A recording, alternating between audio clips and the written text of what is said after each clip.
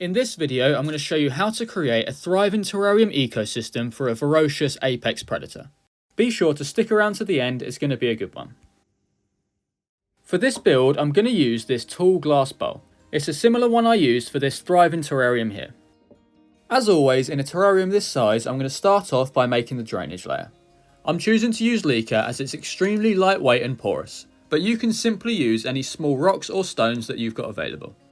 In case you didn't know, the purpose of a drainage layer is to provide a place for excess water to sit instead of it sitting in the substrate. If the excess water was to sit in the substrate, it would quickly stagnate and cause a speedy end to the terrarium's life. This layer really doesn't need to be too deep in a terrarium this size, but just make sure it's nice and flat all the way around. Next to go in is a substrate barrier. Without a substrate barrier, the substrate would easily be able to fall down through all the gaps in the Leca. This is certainly not ideal. The material I like to use for the substrate barrier is window screen mesh. It's cheap to get hold of, easy to cut, and it'll stop the majority of the substrate from getting through. It doesn't have to be cut exactly to size, and it will work better if it's cut a little bit larger than it needs to be. The substrate will have a hard time getting through the small holes. With the substrate barrier in, it's time for the terrarium substrate. Here's the mix I've used to make thousands of successful terrariums. All the components come together to make the perfect terrarium substrate that retains moisture, is resistant to compression, provides nutrients for the plants, and it's well draining. After pouring in a good amount, I'm using my hand to gently spread it out and pat it down into place. Usually at this point I'd recommend you slope the substrate up towards the back, but the style of this terrarium is going to be slightly different, so I'm not doing that today. With the substrate in, it's time to move on to my favourite part, which is the hardscape. For this build, I'm going to use some black lava rock. I'm going to use the rocks to create a structure in the centre of the terrarium that can be viewed from any angle. I think black lava rock will be perfect for this terrarium as they can be placed in at any orientation and their textured surface helps them lock together. Before permanently attaching anything together, I took some time to experiment with a few different layouts and structures. Now I roughly know how the rocks are going to go in. I'm going to start attaching them together with the superglue and tissue method. I'm taking out the rocks and placing them on my desk as they were in the terrarium. I then tear off a small piece of tissue and wedge it in between. Now I'm taking some liquid type superglue and soaking the tissue. After just a few minutes, the glue dries and it forms a strong bond which is 100% safe for terrariums.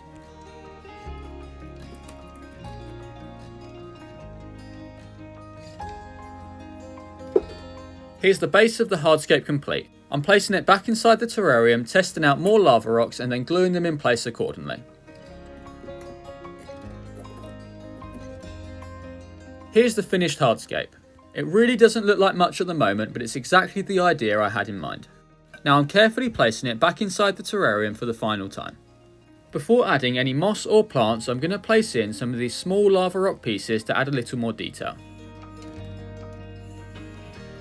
With the hardscape complete, it's time to start bringing the terrarium to life. I'm going to start by planting in the moss, and for this build I think cushion moss will be perfect. I'm tearing it up into smaller chunks and then using some scissors to trim off the base. Don't worry, this won't hurt the moss at all. Now I'm taking some long tweezers and planting the moss inside. Whilst I'm planting the moss, let me quickly tell you about my terrarium making ebook. It contains everything you need to know about terrarium making, from 25 of the best moss and plant species, which microfauna to use, how to care for your terrarium, and much more. It will certainly give you a head start and help you avoid some of the unfortunate mistakes that all beginners go through. If you're interested, it will be at the top of the description and in the pinned comment. Now let's get back to the build. Even with just the moss in, I'm really starting to like how this terrarium's looking. Now I'm going to head over to my tree frog vivarium and pull out some plants. The plants I want to use are these small Bromeliad pups. These are baby plants which are growing off the mother plant that are now big enough to be removed and start growing independently. These are stunning, unique plants and I think they'll make a great centerpiece for this terrarium.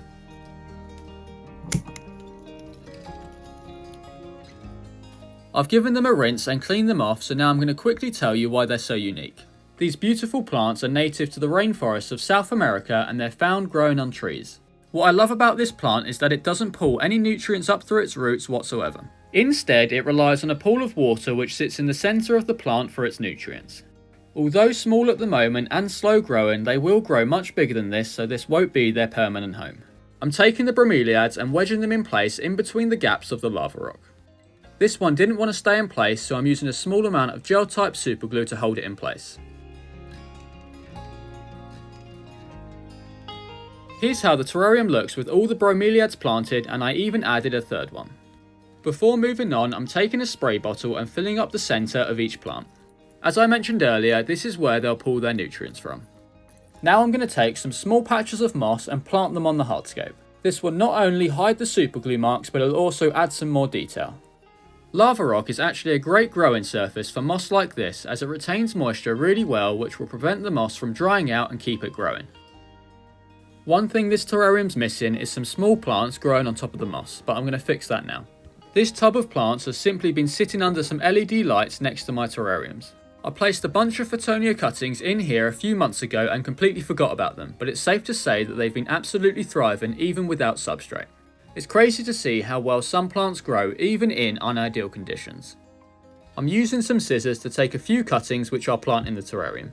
You may have noticed that these cuttings don't actually have any roots at the moment. This isn't a problem whatsoever, as I'll be planting them up to the first set of leaves and they'll root themselves in no time.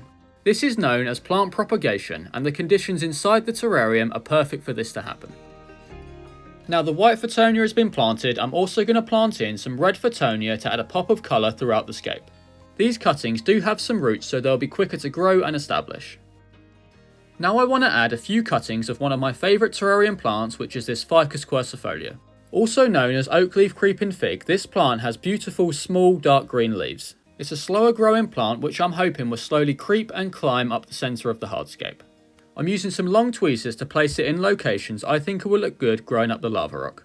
Instead of planting it into the moss, I'm simply placing it on top and gently pressing it down. It will soon send out new roots from the stem and start growing. The final plant I'm going to add is this stunning begonia. I love the dark red stems with the beautiful velvet leaves. I'm splitting them up into smaller sections and then using some long tweezers to gently plant them into the moss. Over time, these will grow and form small bushes which I think will look really nice. With the planting done, I'm really happy with how this terrarium's looking, but it's definitely not complete yet. Now I'm taking a spray bottle and giving the entire terrarium a good spray down. It's very important not to overwater. I recommend you water until the substrate is damp but not wet. After cleaning off the glass, it's time to add some life. As you probably guessed, I'm starting off with springtails. These tiny bugs will eat things like mould and decaying matter throughout the terrarium. They process this food and then poop it out in the form of fertiliser for the plants. In return, the moss and plants provide sufficient oxygen for them to thrive.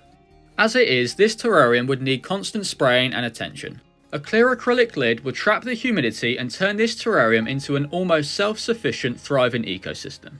Now before adding a predator to make this terrarium a true ecosystem, I'm going to let the plants and springtails establish for a couple weeks. 2 weeks have passed and I'm glad to say that this terrarium has been doing really well. It's been sitting under some LED lights where it receives 12 hours of light a day. There hasn't been any major growth as the moss and plants are still establishing, but they are all looking super healthy. The only plant that's got some clear new growth is the oak leaf creeping fig. Each cutting I planted has got some new leaves climbing up the lava rock just how I'd hoped. As for the bromeliads, all three of them appear to be doing really well and I love how they look inside this terrarium. Now before introducing the predator, I need to make one change to stop it from escaping. At the moment, the clear acrylic lid has got some tiny holes drilled into it. I'm going to plug these up with the ends of these toothpicks. I'm not sure if the predator will be able to fit through these holes, but it's better to be safe than sorry. Now it's about time I introduce you to the apex predator of this ecosystem. This is a brown centipede, and although it may look cute cleaning its antennas, believe me, it's a ferocious predator in the terrarium world. Although harmless to humans, this centipede has venomous claws on the side of its head which it will use to catch its prey. In this case, its prey will consist of springtails and other small microfauna living throughout the terrarium.